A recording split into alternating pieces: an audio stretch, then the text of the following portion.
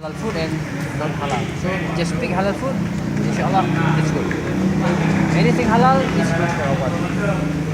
And water, anything, you can take anything, but the best is Zamzam. But the Zamzam is very hard to find in Aceh and also very expensive. Okay, less sugar. Just drink any kind of water, but less sugar.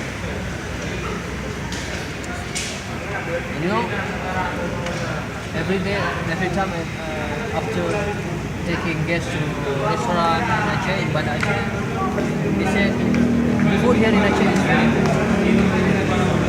They said many people, except Arabic guests from Arabic, they only get few kind of food like bread, like nasi Arab, noodles, no, they don't like noodles. Spicy, they don't like spicy. I